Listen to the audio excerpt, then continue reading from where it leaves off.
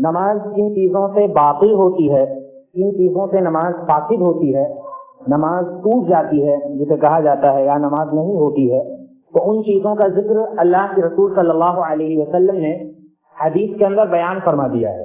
لہذا ہمیں سنی سنائی باتوں پر یقین نہیں کرنا ہے جب تک کہ ہم ان کی تحقیق نہ کر لیں۔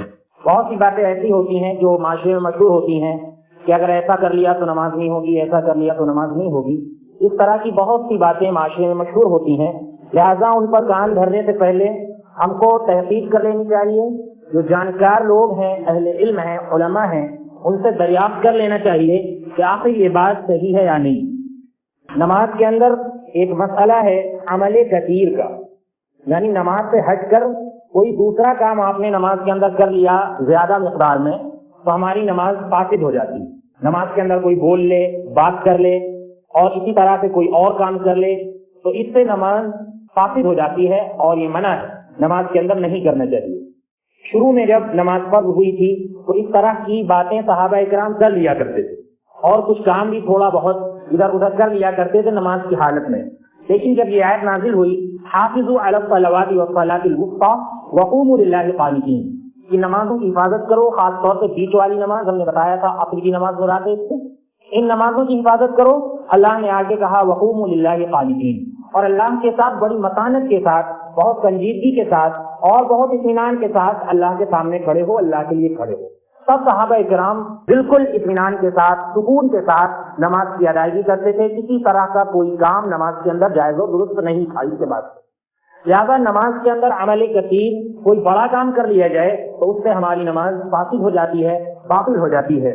اس کے برعکس کچھ ایسے کام ہیں جن کو نماز کے اندر کرنا جائز اور درست ہے، تھوڑی بہت اجازت اللہ کے رسول صلی اللہ علیہ وسلم نے ہم کو دے رکھی ہے، اور نماز کی مصلحت کو دیکھتے ہوئے وہ کام کرنا ضروری بھی ہوتا ہے۔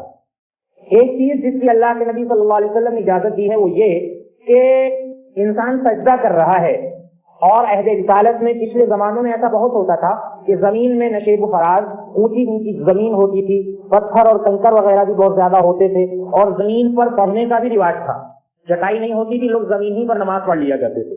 تو اللہ کے رسول صلی اللہ علیہ وسلم نے فرمایا کہ اگر کوئی سجدہ کر رہا ہے اور سامنے کوئی چیز آڑے آ رہی ہے، کوئی کنکر ہے، کوئی پتھر ہے، سامنے آ گیا، تو اللہ کے نبی صلی اللہ علیہ وسلم نے فرمایا کہ واحدۃ او دع، ایک مرتبہ اس کو ہٹایا جا سکتا ہے، ایک مرتبہ اس کو ہٹایا جا سکتا ہے، او دع، یا آپ اس کو چھوڑ دیں، ایک مرتبہ ہٹائیں یا آپ اس کو چھوڑ دیں، ہٹائیں مت۔ اگر آپ کو ہٹانا ہے تو ایک مرتبہ ہٹائیں، ایسا نہ ہو کہ بار بار آپ جب سجدے میں جائیں تو اس کو ہٹاتے رہیں۔ بعض لوگوں کے بارے میں آتا ہے کہ وہ سجدے میں جاتے ہیں تو پھونک مارتے ہیں، پھونکتے ہیں تب اس کے بعد سجدہ کرتے ہیں، ایسا دیکھنے میں آیا ہے، جگہ صاف کرتے ہیں، تو ایسا نہیں کرنا چاہیے۔ اللہ کے نبی صلی اللہ علیہ وسلم نے فرمایا کہ واحدۃ او دع، ایک مرتبہ آپ اس کو ہٹا دیں، صاف کر دیں، او دع، یا رہنے دیں، چھوڑ دیں۔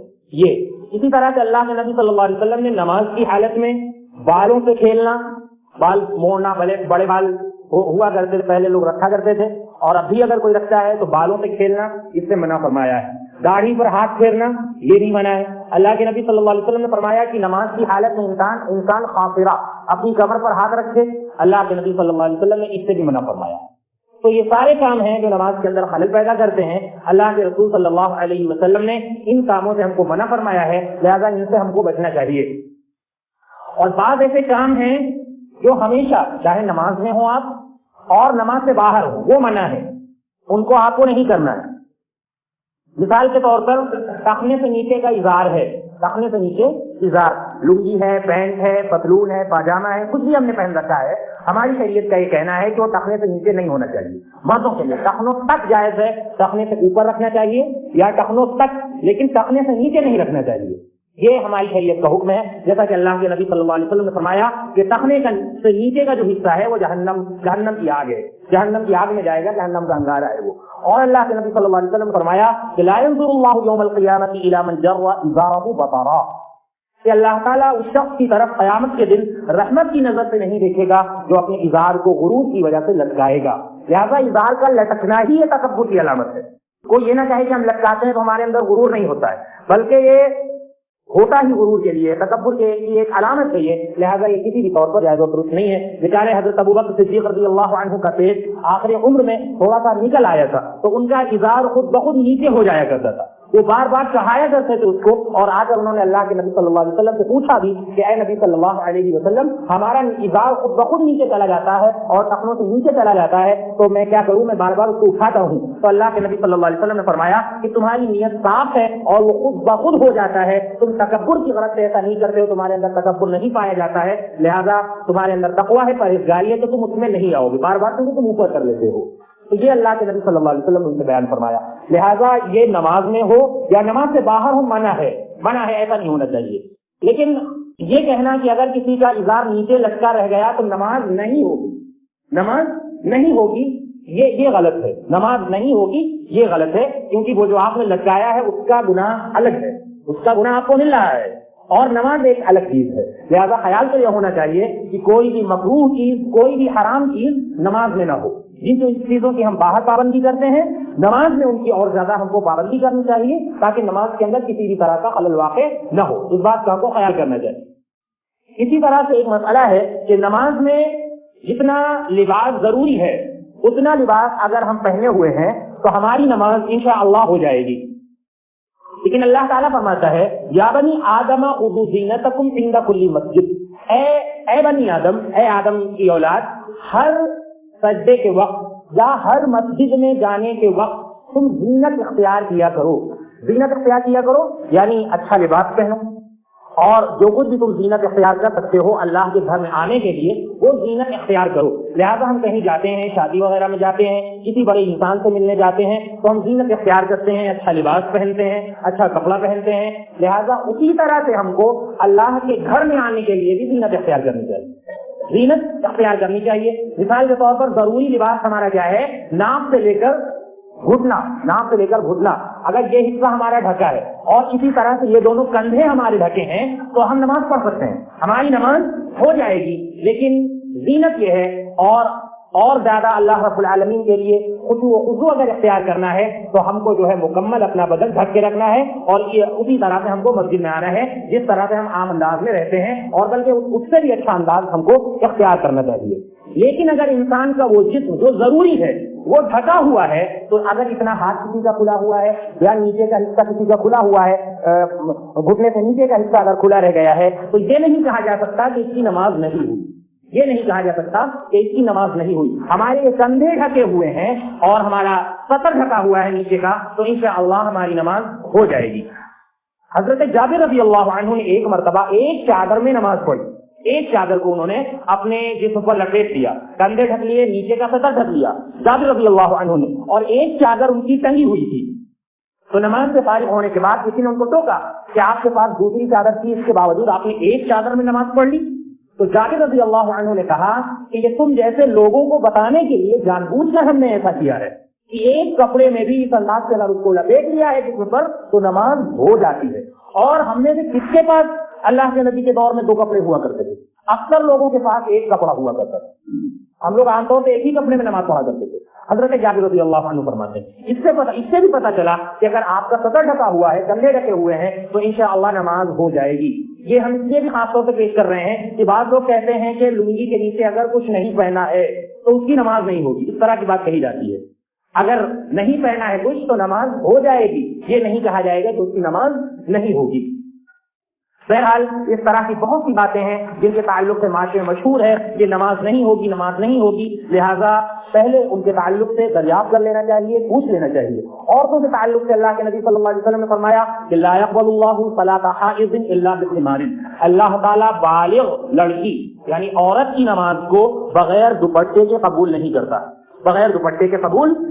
ہے۔ لہذا جتنا لباس مردوں کے لیے ضروری ہے اس سے ہٹ کر عورتوں کے لیے اتنا ضروری ہے کہ ان کے ساتھ ایک دوپٹہ بھی ہونا چاہیے، اور وہ دوپٹہ موٹا ہونا چاہیے جس کو عورت خوب اچھی طرح سے اپنے سر پر باندھ لے گی، لہذا یہ ضروری ہے۔ اب اسی طرح سے عورتیں جوا باندھتی ہیں، جوا ہماری شریعت سے دیکھیں منع ہے، اللہ کے نبی صلی اللہ علیہ وسلم نے منع فرمایا ہے، اور اس کو بنی اسرائیل کی علامت قرار دیا ہے کہ بنی اسرائیل کا یہ بہت بڑا فتنہ تھا کہ ان کی عورتیں اونچا جوا باندھ کر رکھتی تھیں، اور اللہ کے نبی صلی اللہ علیہ وسلم نے فرمایا ہے ایسی بھی عورتوں کے بارے میں کہ عورتیں جو اونچا جوا باندھ کر رکھتی ہیں، اور ان کے تعلق سے اللہ کے نبی صلی اللہ علیہ وسلم نے فرمایا کہ قیمت البخت المائلہ، ان کے جو سر ہیں یہ اونٹ بختی اونٹ کی طرح معلوم ہوتے ہیں، جس طرح سے ان کا کوہان اٹھا ہوتا ہے اسی طرح سے ان کے جوڑے اٹھے ہوئے معلوم ہوتے ہیں. اللہ کے نبی صلی اللہ علیہ وسلم نے فرمایا کہ نساء کاسیات عاریات ممیلات مائلات، یہ عورتیں ایسی ہیں کہ جو خود دوسروں کی طرف مائل ہوتی ہیں اور خود بھی چاہتی ہیں کہ ہماری طرف کوئی مائل ہو، ہماری طرف لوگوں کا جھکاؤ ہو. یہ اس طرح کی عورتیں ہوتی ہیں. اللہ کے نبی صلی اللہ علیہ وسلم نے فرمایا کہ اور ایسی عورتوں کو اللہ تعالیٰ جہنم میں ضرور داخل کرے گا. لہذا جوڑا باندھنا یہ نماز میں بھی ممنوع ہے اور نماز کے باہر بھی ممنوع ہے. حرام ہے عورتوں کے لیے اس انداز کا جوڑا باندھنا جو اوپر باندھ لیا جائے اور جس پر جو ہے بالکل اونچا معلوم ہو. اور آپ دیکھیے کہ ہمارے یہاں مسلمانوں میں بھی اس طرح کا رواج پایا جا رہا ہے. لہٰذا چاہے نماز کی حالت میں ہو عورت جوڑا نہیں باندھے گی اس انداز کا، اور نہ تو نماز کے باہر. تو ان چیزوں کا ہم کو خیال کرنا چاہیے. نماز کی بات سنتیں ہیں جو مختلف سی بنی ہوئی ہیں، مختصر انداز میں ہم ان کا ذکر کر کے اپنی بات کو ختم کریں گے. دیکھیے اللہ کے رسول صلی اللہ علیہ وسلم سے جو ہاتھ اٹھانے کی صفت ہے، ہاتھ کیسے اٹھانا ہے.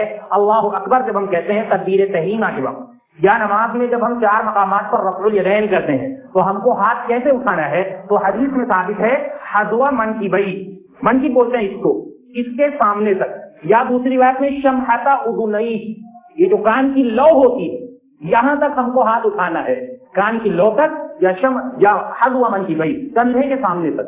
اس سے اوپر ہمارا ہاتھ نہیں جانا چاہیے، اس سے اوپر ہمارا ہاتھ نہیں جانا چاہیے. نہ تو ہاتھ کا رخ ایسے ہونا چاہیے، بعض لوگ ہاتھ ایسے اٹھاتے ہیں اور انگوٹھے سے کان کی لو چھو لیتے ہیں، بلکہ ہاتھ ایسے ہونے چاہیے. یہ جو پنجہ ہے ہمارا قبلے کی طرف ہونا چاہیے. اور حذو منکبئی یعنی کندھے کے سامنے، یا شمحۃ اذنئی اور کانوں کی لو کے سامنے، اس سے آگے ہمارا ہاتھ نہیں جانا چاہیے. اللہ کے رسول صلی اللہ علیہ وسلم سے یہی ثابت ہے. اس بات کا ہم کو خیال کرنا چاہیے. اسی طرح سے نماز کے اندر ایک بہت ہی اہم سنت ہے جو مختلف ہی بنی ہوئی ہے، وہ رفع الیدین کی سنت ہے. رفع الیدین، رفع الیدین کا مطلب ہوتا ہے دونوں ہاتھوں کو اٹھانا، دونوں ہاتھوں کو اٹھانا، وہاں تک اٹھانا جہاں تک ہم نے آپ کو بتایا ہے. تو رفع الیدین کا ایک مقام ہے تکبیر تحریمہ. جب ہم ہاتھ باندھتے ہیں تو اس وقت ہم اپنا ہاتھ اٹھاتے ہیں، اس میں کسی کا کوئی اختلاف نہیں ہے. اس کے بعد جو 3 مقامات ہیں ان میں جو ہے لوگوں کا اختلاف ہے، لیکن اختلاف سے ہٹ کر بہت سی باتیں ہیں. ہم ان ساری باتوں کو مختصر سے خطبے میں نہیں ذکر کر سکتے، لیکن آپ دیکھیے اختلاف سے ہٹ کر علامہ جلال الدین سیوطی رحمہ اللہ فرماتے ہیں کہ رفع الیدین کی روایتیں 50 صحابہ کرام سے مروی، 50 صحابہ کرام سے مروی.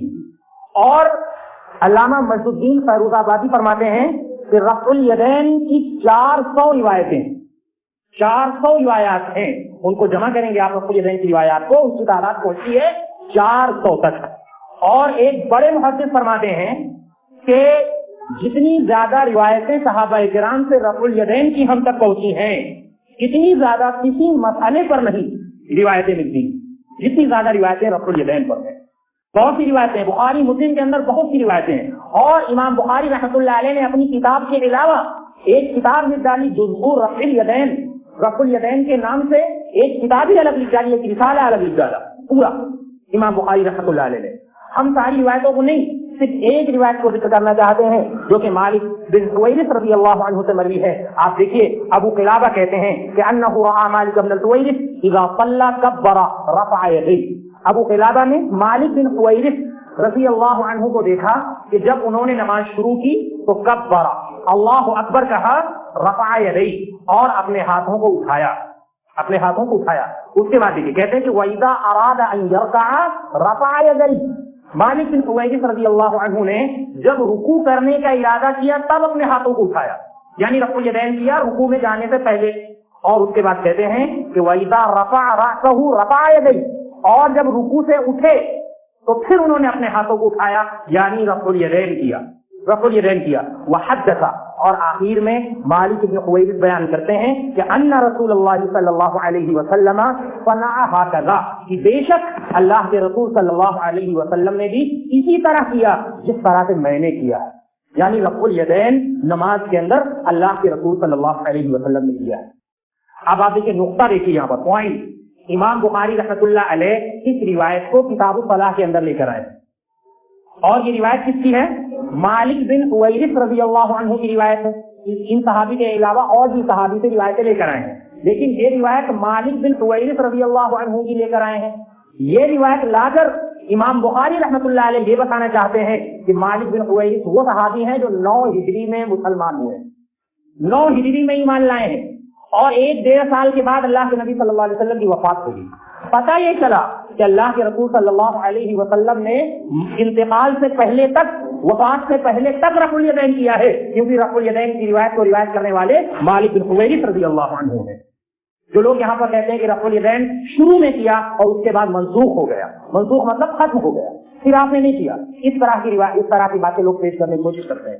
تو اس کے خلاف بھی بہت کچھ پیش کیا جاتا ہے. لیکن بخاری مسلم کی جو روایتیں ہیں اور 50 صحابہ کرام سے مروی روایتیں ہیں اور تقریباً ساری روایتوں کو جمع کیا جائے تو جن کی تعداد 400 پہنچتی ہے، ان کے مقابلے میں روایتیں کچھ حیثیت نہیں رکھتی ہیں. پھر الٹی سیدھی روایتیں پیش کرنا اور پھر اپنی طرف سے اس میں باتیں داخل کرنا، اور انشاءاللہ کسی موقع سے ہم تفصیل کے ساتھ ان کا ذکر کریں گے. لہذا رفع الیدین یہ اللہ کے رسول صلی اللہ علیہ وسلم کی بہت ہی اہم سنت ہے، لہذا اس کو ہمیں زندہ کرنا چاہیے. ذکر کرنے کا مقصد یہ ہے کہ ہم آپ کو مطلب کی دعوت نہیں دے رہے ہیں کہ آپ آ جائیے کسی خاص جماعت کی طرف، ہم آپ کو سنت کی دعوت دے رہے ہیں کہ آپ سنت کی طرف آ جائیے. اور اللہ کے رسول صلی اللہ علیہ وسلم نے جو کام کیا ہے اور 50 صحابہ کرام نے اس کو روایت کیا ہے اور 400 احادیث سنت کی موجود ہیں، لہذا اس سنت کی طرف آ جائیے. اور ہم یہ نہیں کہتے کہ آپ فوراً سنت پر عمل کرنے لگیے، بلکہ اس کی جانچ پڑتال کیجیے، دیکھیے، مطالعہ کیجیے، پوچھیے، اس کے بعد ادھر آئیے. لیکن کم از کم اس سے پہلے یہ غلط فہمی دور کر لی جائے کہ یہ ابھی کی سنت ہے، یہ کچھ لوگ ہیں جو کرتے ہیں، اللہ کے نبی صلی اللہ علیہ وسلم سے یہ چیز منسوخ ہو چکی ہے، یا یہ کہ رفع الیدین کرنے والوں کے پیچھے ہماری نماز صحیح ہوگی یا نہیں، یا اس طرح کے جو فتوے دیے جاتے ہیں کہ جو لوگ رفع الیدین کرتے ہیں ان کے پیچھے تمہاری نماز درست نہیں ہوگی، تم نہ نماز پڑھو، اس طرح کی جو باتیں کہی جاتی ہیں ان کو اپنے منہ کو بند کر لینا چاہیے. اللہ کے رسول صلی اللہ علیہ وسلم کی یہ بہت ہی اہم سنت ہے، لہذا اس سنت کو ہم کو سمجھ لینا چاہیے. اسی طرح سے اور بھی سنتیں اللہ کے رسول صلی اللہ علیہ وسلم کی ہیں. نماز کی ایک اہم سنت آمین بالجہر کہنا ہے. آمین بالجہر کے تعلق سے ابو ہریرہ رضی اللہ عنہ کی روایت موجود ہے. اللہ کے نبی صلی اللہ علیہ وسلم نے فرمایا کہ اذا امن الامام فامنوا فانه من وافق تامینه تامین الملائکہ غفر له ما تقدم من ذنبه. جب امام آمین کہے تو تم بھی آمین کہا کرو، اس لیے کہ جس کی آمین فرشتوں کی آمین سے مل گئی غفر له ما تقدم من ذنبه، اللہ تعالیٰ اس کے گزشتہ تمام گناہوں کو معاف فرما دے گا.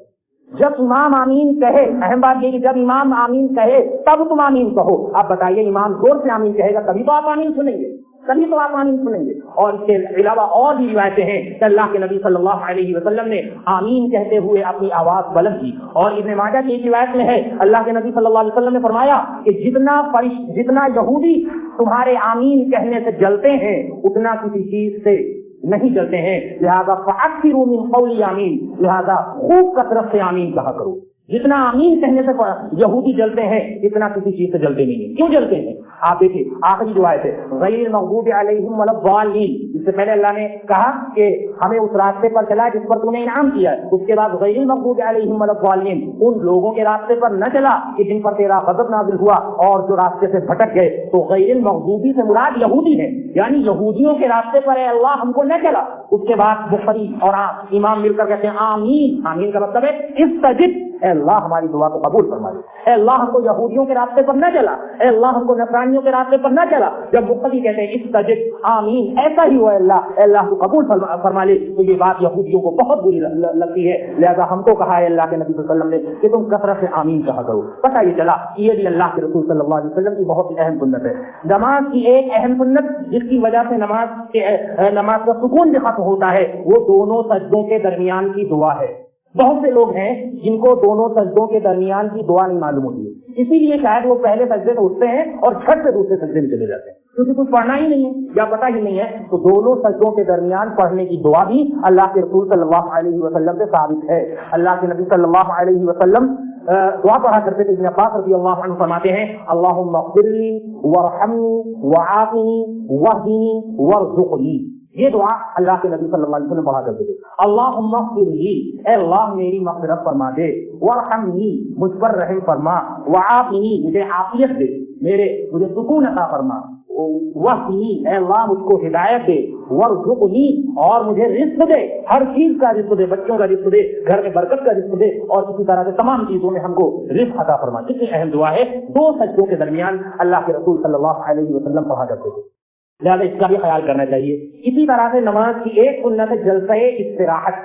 جلسہ استراحت کیا ہے کہ جب آپ پہلی رکعت مکمل کر کے دوسری رکعت کے لیے کھڑے ہوتے ہیں دوسری رکعت کے لیے کھڑے ہوتے ہیں تو اللہ کے نبی صلی اللہ علیہ وسلم ڈائریکٹ نہیں کھڑے ہوتے تھے، بلکہ مالک بن حویرث رضی اللہ عنہ فرماتے ہیں کہ لم ينهض حتى يستوي قاعدا، اللہ کے نبی صلی اللہ علیہ وسلم نہیں کھڑے ہوتے تھے یہاں تک کہ ٹھیک سے بیٹھ جاتے تھے، یعنی پہلے بیٹھ جاتے تھے آپ، اس کے بعد آپ صلی اللہ علیہ وسلم دوسری رکعت کے لیے کھڑے ہوتے تھے۔ اسی طرح جب تیسری رکعت مکمل کرتے تھے نبی صلی اللہ علیہ وسلم اور چوتھی کے لیے کھڑے ہوتے تھے تو دوسرے سجدے سے آپ پہلے بیٹھ جاتے تھے اور اس کے بعد آپ صلی اللہ علیہ وسلم کھڑے ہوتے تھے۔